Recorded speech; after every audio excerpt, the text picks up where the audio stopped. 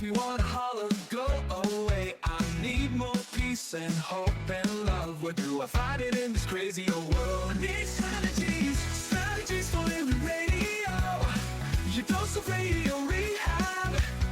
Strategies for living radio.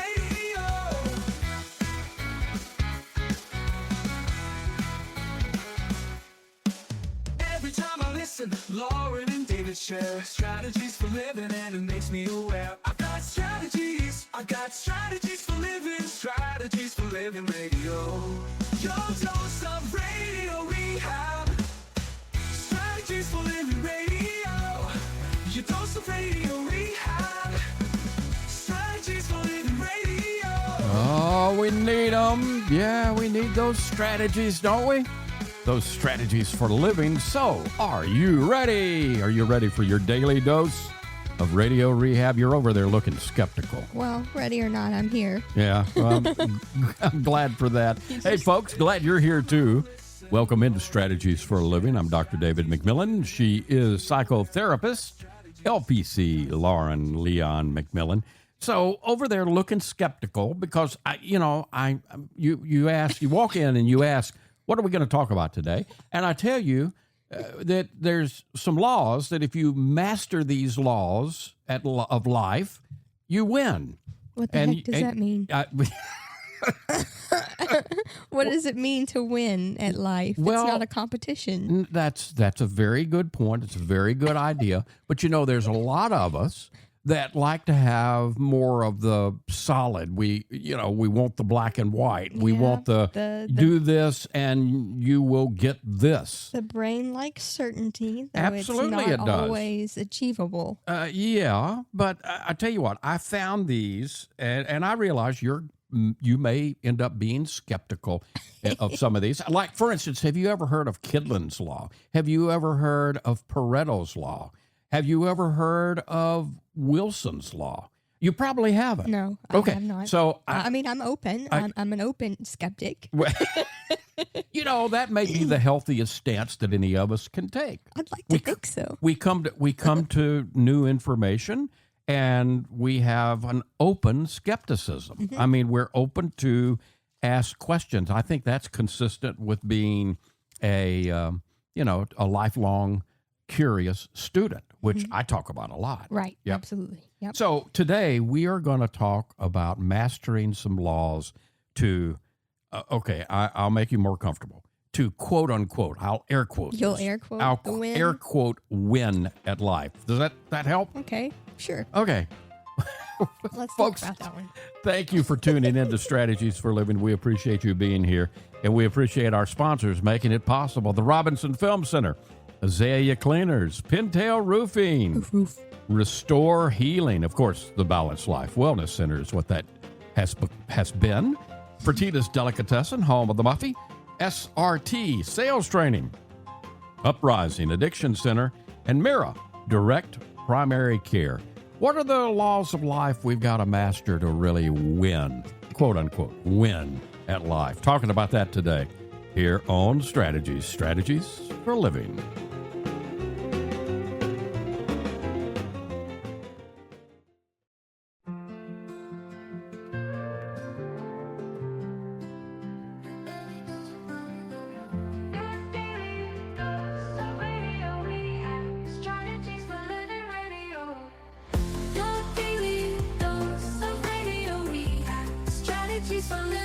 And welcome into your daily dose of radio rehab. We are Strategies for Living Radio. Lauren Leon McMillan, David McMillan, and talking today. I sometimes I dig deep for things, and I had this. The reason this caught my attention is I had never heard. I've heard of Murphy's Law, which is one of these on here, one of the ones we're going to talk about. But I'd never heard of Kidlin's Law. I had never heard of Pareto's Law.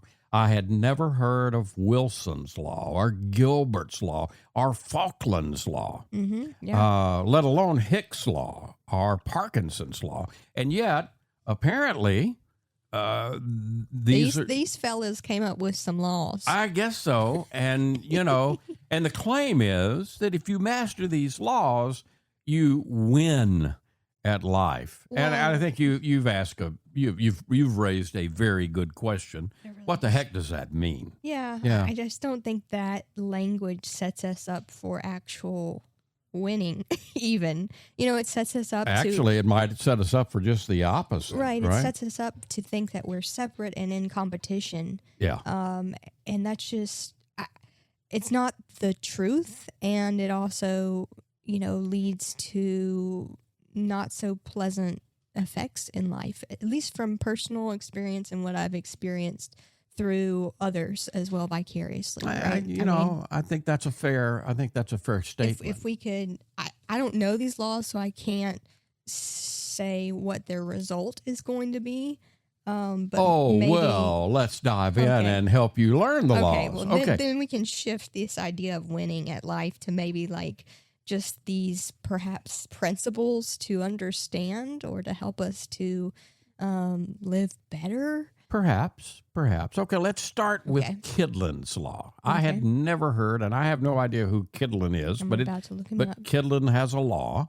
And the Kidlin's law says, if you can write the problem clearly, the solution will reveal itself. Now, to be honest with you, when I read Kidlin's law, that got my attention. And I mean, that really made me dive in and look at some of these others and say, this one makes sense. Yeah, this one makes such good sense. I mean, it's actually being revealed also in a sort of way in quantum physics that this is really the truth, right? Tell more. Say more. Well, just that I am not an expert in this area, but I know that from some of the research that I have gleaned that there is this idea that everything is simultaneous, right? Yeah. There really is no such thing as time. We've created it. We've created time and space, We created that for our own experience. And therefore, it's this idea that anytime a quote-unquote problem is created, the solution is simultaneously It already created. exists. It already exists. Yeah. And one of the life strategists that we've had a few times, Larry Valmore, right? Yeah. Who was heavily involved with some subconscious programming work, right? Yep. Still is. He suggests that life is about asking the right questions. Yes, right? Yes. The art of it and the magic of it is getting the right questions defined. So this makes sense. So why is diagnosis so very important in medicine, in psychology, even to a degree, I guess, in the law? I'm using the term diagnosis here very loosely. Yeah. But if you can define what's going on and you can get real clear on what you want, right, then that's you're over halfway through. Yeah. You may even be 80% done. Right. Dr. Phil used to say all the time on his long-running TV show, you can't change what you don't acknowledge. Mm-hmm. And so, Kidlin's law kind of reminds me of that. Well, if you're willing to grapple with it, and what's the best way that we grapple with it? We write it down. And I mean, that's an incredibly great way, powerful way.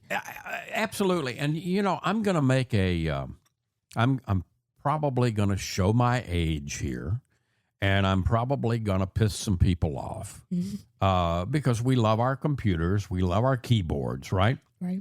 But I'm going to say that,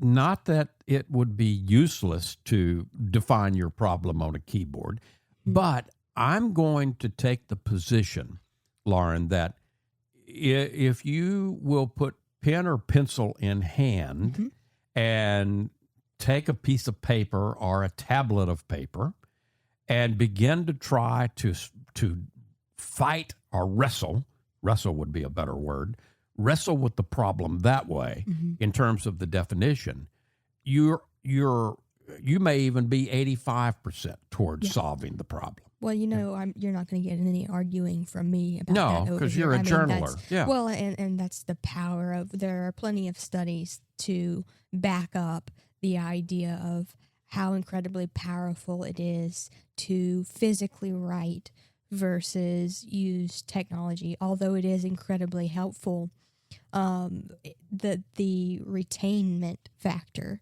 Right. and the kinesthetic, the being able to move it, obviously has some power Absolutely. within our psyche. But, Kidlin's law basically underscores clarity creating the direction. I Right. mean, can you ever think about going on a trip and just getting in the car and driving? You don't have any idea where you're going. And so you don't have any idea how to get there. Well, you may end up in a great place. Yeah. But you also may end up someplace that, is not so great. So what do we got to do? We got to define if we're going on a trip, and I'm going to go out there and say we're all on a trip, whether we realize it or not, because that's what life is. We are on a rapidly spinning, changing trip Absolutely. through space, at the very least. At the very space least. and time. And the one thing we can be confident of is that change is a given, Absolutely. And so if that's the case, then I would argue that we want to do everything we can to, define what it is we're doing and where we're going. I'm going to take it a little step farther. And I don't think it's really so much about the defining as it is about bringing to conscious awareness. Okay, yeah. Bringing the problem into... Well, isn't that what defining is, though? Yeah. I mean, again, Yeah. if what you said earlier is right, and the answer is always inside of us, and I believe that's true, that we've got to figure out a way to move it from deep inside of us. Maybe you call that your unconscious, maybe you call that your higher self, whatever you call it. But you've got to figure out a way to move it from wherever it is to your conscious mind, because that's where the action is. And so that's where the real creation can happen. Kidlin's law to me defines that. Clarity creates direction. So if you can define your problem precisely, then sometimes the solution just opens before you. And we might even more think often than not. Yeah. I would And argue. we may experience that as magical, but maybe there's no magic to it. Maybe just the writing is, It is the reminds beginning. me so often of just like within a practice of counseling, right? I think you can relate to this, how many times clients come in and just say, well, everything's wrong. Right. Right. And so, they're going to feel anxious and depressed or like everything's wrong. But as soon as we begin to dig a little deeper, okay, well, really, everything's not wrong, right? What is it? What is it? And how can we begin to bring it to consciousness and to further specify and get clarity on what it is that is quote unquote wrong or not going the way that you prefer it to. Here's another one that I had never heard of by this. I had heard of what the law is, but it's called Pareto's law. Okay. And people will recognize that as the 80-20 rule. Okay. So, in other I don't words, know if I knew that one either. 80% of the results, 80% of results come from 20% of your efforts. If anybody who's done church work knows that about 20% of the congregation are going to care enough and be action-oriented enough to volunteer and do the things that carry the organization forward. Okay? And that's the 80-20 rule in, and I think it's probably in any organization that 20% of the population really get it and they're after it and they're creative and they're invested. It's sort of a critical mass idea. Yeah. Perhaps. Yeah. The 80-20 rule. So you can, how do you make this work for you? What's the strategy to make what's called Pareto's law work for you? Well, if you realize the 80% of results come from 20% of efforts, then how do you focus on the high impact actions? How do you, again, this is a definition thing. Well, It's like, what are the things that really are going to get us there? yeah. And then what are the lower value things that we still have to do? We've got to engage in them, but they're not as important to getting us where we really want to go. Well, and it kind of, again, this is going back to our work in counseling, but also just within self-programming. It makes me think, we talk a lot about the importance of looking at our own beliefs and programs within us, right? Yeah. And so I can sort of apply this rule in the idea of being able to find which beliefs and programs within us are going to be the most impactful to change within our life to create the life we want to live. Yep. Rather than there are always going to be some that maybe are not really carrying you forward, but aren't holding you back either, right? And you're making me think of, I would imagine any engineers listening to us right now would, if they weighed in, they'd say, oftentimes just the smallest little turn of a screw, will dramatically change everything. But you've got to understand which screw is important, which one to turn and which one to turn just a little to get that result. But it's still there. 80-20, the 80-20 rule. It's known as Pareto's law. We're going to come back. We're talking about some of these laws. Everybody knows the next one.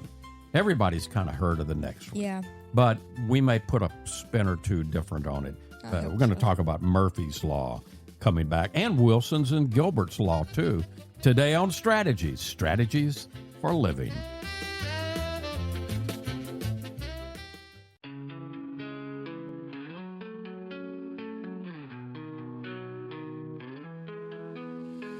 Tune in daily, find the light. Healthy mind and spirits bright. Strategies for living strong. Feel the vibe, it won't go wrong. Body moves and soul align. Catch the rhythm, feel the time. Radio rehab every day. Chase those clouds of gray away. Your daily dose of radio rehab. Lift you up when skies seem trapped. Mind and body, spirits free. Living life in harmony. Welcome back into Strategies for Living. Lauren Leon McMillan, David McMillan. We're talking about these laws, mastering these laws to win at life. Lauren has made me put asterisks, air asterisks around the win, and has explained herself, and I tend to agree. Most of us have heard of Murphy's Law. Yeah. Right? Yeah. So Murphy's Law sounds like, Charlie Brown or Eeyore brings it to the table. Yeah. Anything that can go wrong will go wrong. That's basically Murphy's Law. Right. So, let's think about how we way. can strategize this, since we are Strategies for Living. How can we take Murphy's Law? And a lot of people would say, heck yeah, I can agree with that one. I struggle with this one because, again, it's about defining what is quote unquote wrong. Yeah. I can agree with the idea that anything can happen and there's always going to be this uncertainty and ever-changing factor in life. Right. Absolutely. Yeah. But the idea of labeling it as wrong doesn't seem helpful to me. Understand. Well, and I guess that's part of the strategy, if you will. If you can adapt that kind of attitude, then maybe the usefulness of Murphy's Law is that we anticipate challenges and we prepare backup plans as we're moving along, and maybe even in advance. Yeah, there is a certain degree of healthy preparation, but I also think that the more important underlying piece here is trust over control, right? So, I think we as humans suffer more from actually trying to eliminate uncertainty Trying to control it rather as than opposed to accept it. the uncertainty itself. Yeah. Right. Okay. So like we don't actually suffer from uncertainty, but from our grasping at and trying to resist and control the uncertainty. Okay. Yeah. And so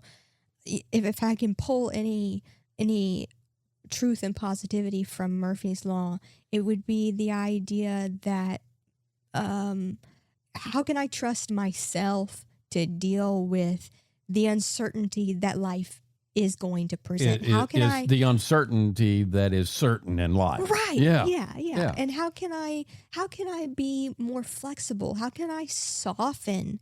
How can I become more pliable and molded by the uncertainty that life will present for me? How can I approach it in a way that makes me grateful for the opportunities that life is going to present in the form of challenges? Spoken like a true life strategist. I mean, that's really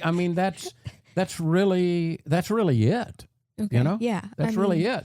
I just, again, I this is a personal preference, but when we bring in the words right or wrong, I immediately get a little prickly. Yeah. I've seen it.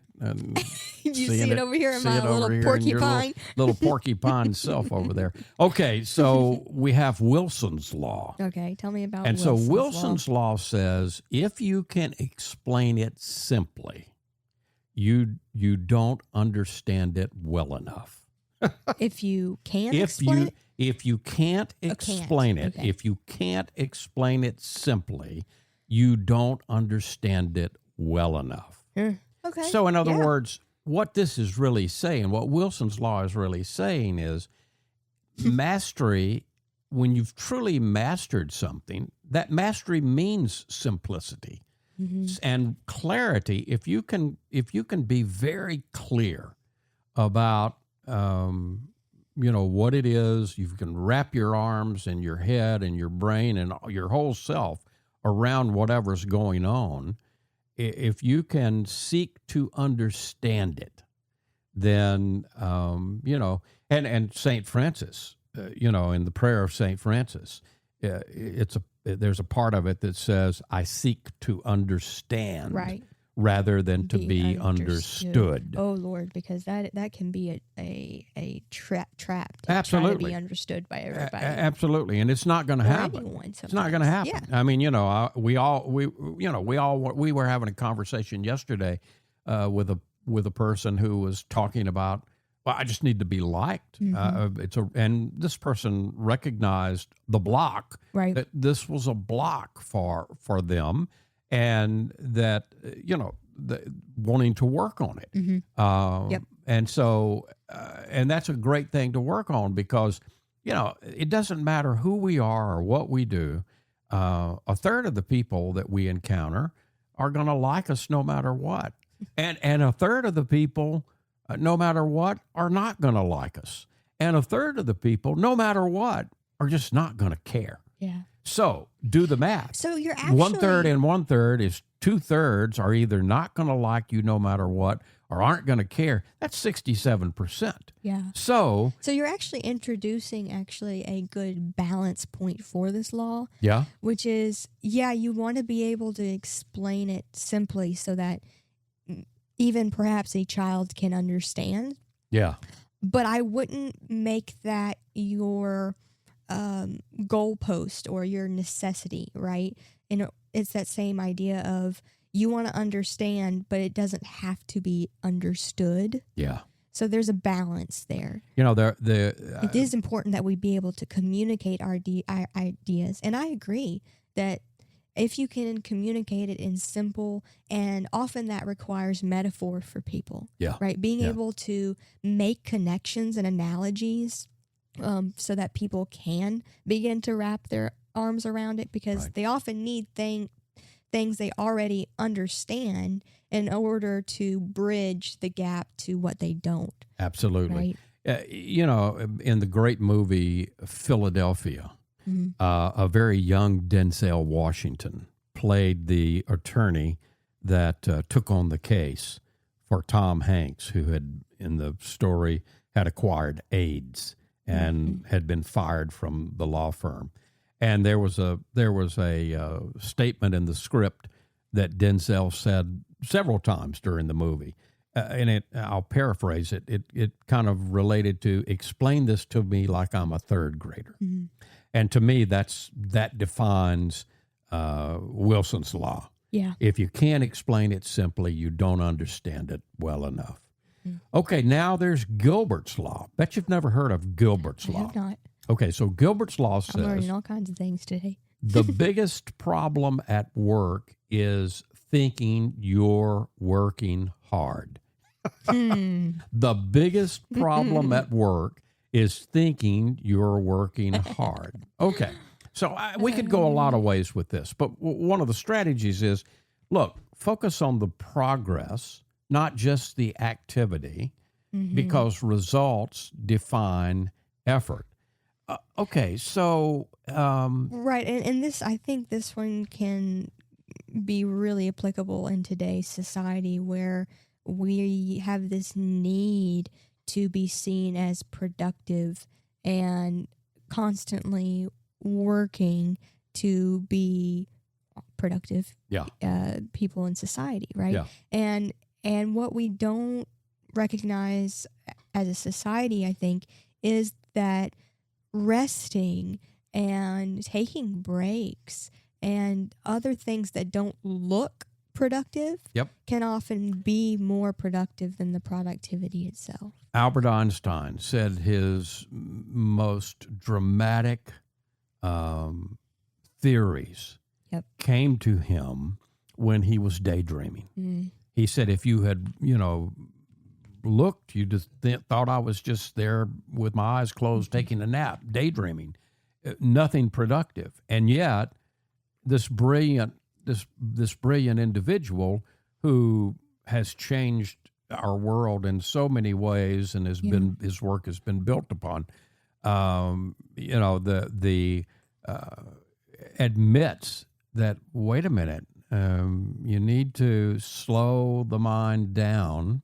You need to even almost stop so that be in stillness. Creativity has a chance. And maybe that's one of the things in our society. We don't give ourselves permission enough to stop down and daydream. And it's so important because, like you said, the greatest things come from being still, being in that pause, being in the uncertainty, being in the darkness of the creative unknown, the creative chaos, the creative womb is dark. Another ancillary to this is, how do we define work?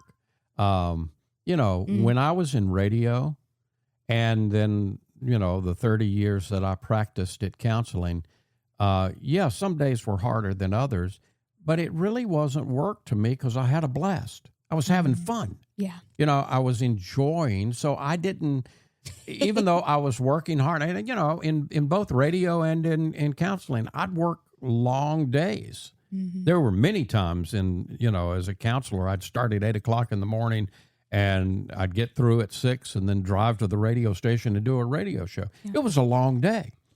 And yet, it really wasn't anything for me to do it because I didn't define it as work. Right. If you truly enjoy what you're doing, if you find joy in it, somebody said, I don't remember who, but you'll never work a day in your life. Right. I think that's true. And I think that's an indicator that you're on the path. You're where you need to be. Yeah. So we've talked about Gilbert's Law, and we've talked about Wilson's Law, and Murphy's Law, and Pareto's Law, and Kidlin's Law. Man, all these laws. You would think that we've exhausted the laws, but no. We're humans. We're always making laws up. We've still got to talk about Falkland's Law and Hicks Law and Parkinson's Law. Yeah, all of those coming up here on Strategies for Living. More to come. Stay with us.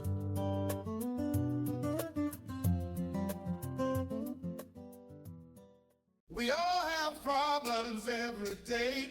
We all need help along the way. We need strategies, strategies, strategies for living radio.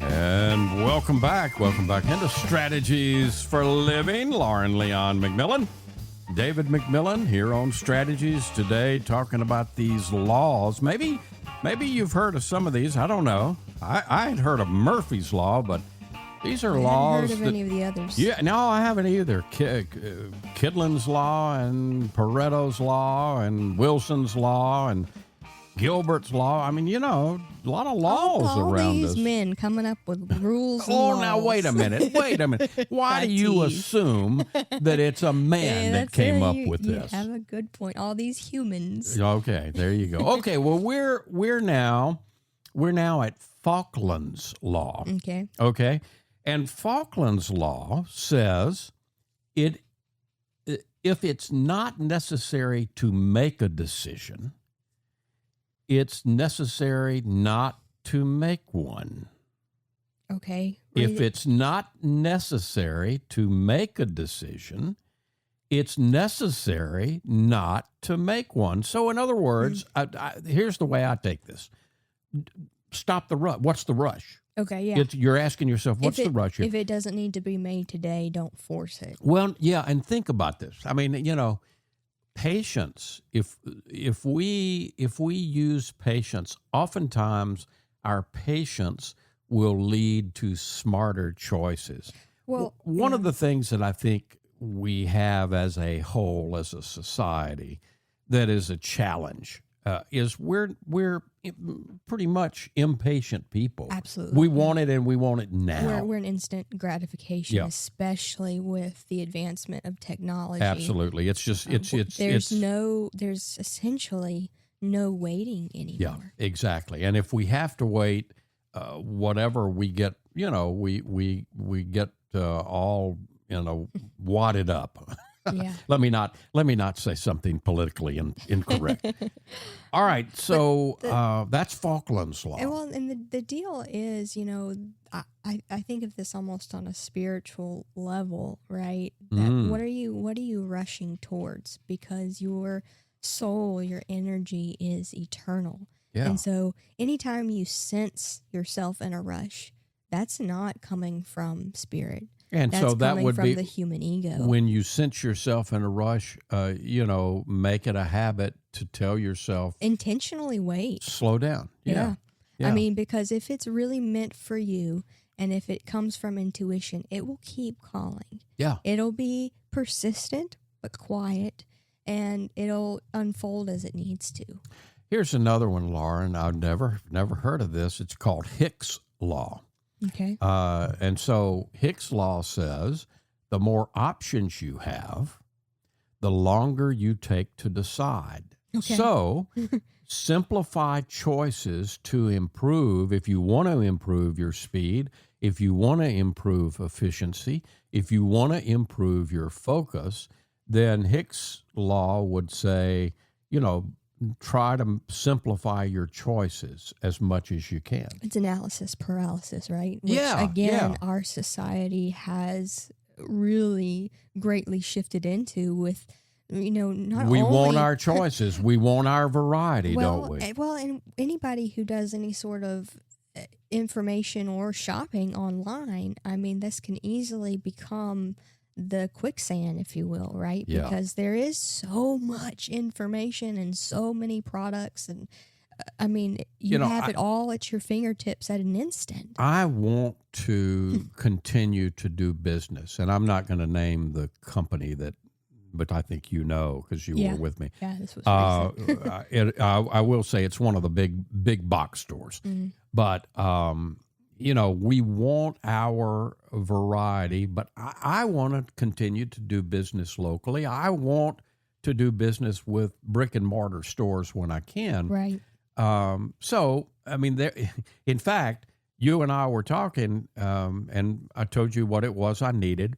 And you said, we can order that from Amazon. Well, hell, you can order everything from Amazon. Yeah. But I said, no, I want to go and of course you got the last laugh because we went into the store and asked for the item, Right.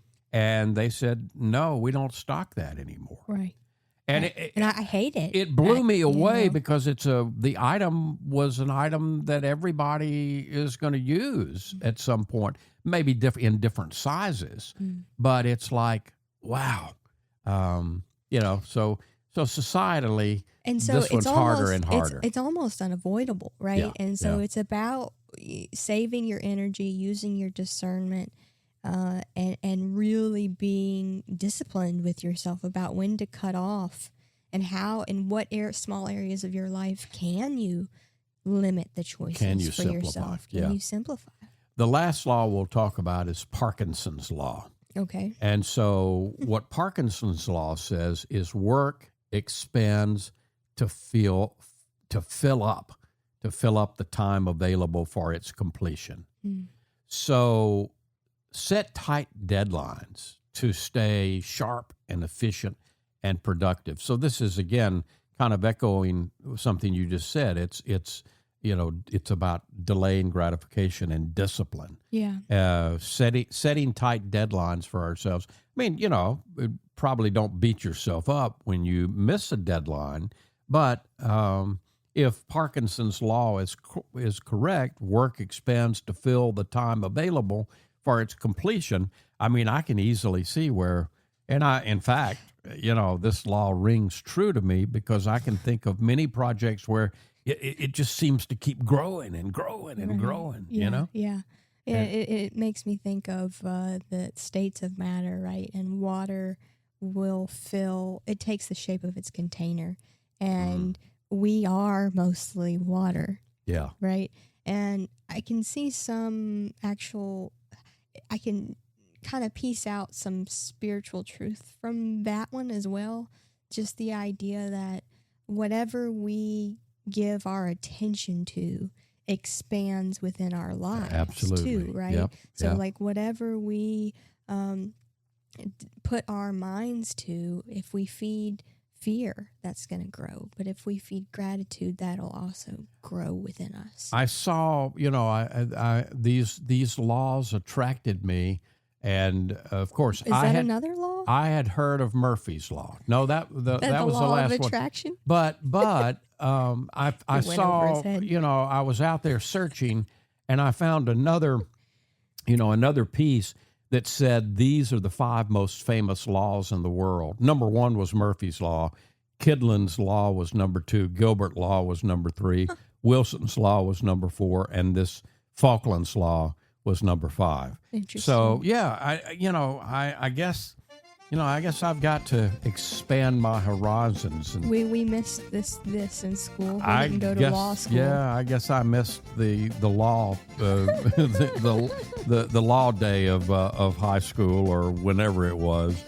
So the laws that maybe we haven't heard of, maybe you're like me, maybe you haven't heard of these laws, but all of them do make sense. Yeah. All of them present strategies to us to you can have you can maybe have a little bit easier time in your life if you're aware of these laws. Talking about that today here on Strategies for Living, and we'll be right back.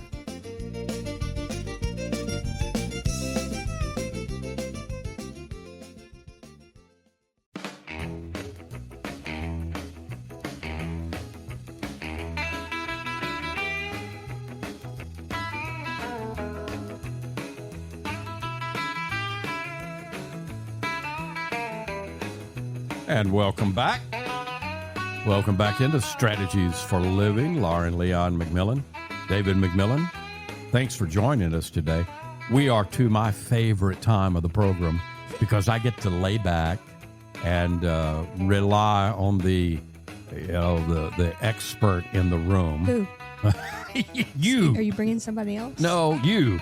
Oh. You're When the did that licensed happen? professional counselor that has been here, or I hope you've been here the whole time. So what's your takeaway from all of these laws that we've covered today? Well, I came in skeptical. I know you did. Yeah.